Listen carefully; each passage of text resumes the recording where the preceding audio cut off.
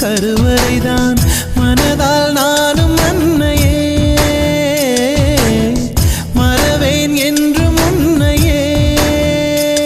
நான் பாலைவனத்தில் விதை போல் நீ பருவம் தந்த மழை போல் என் காதல் செடியில் பூவும் பூத்ததே.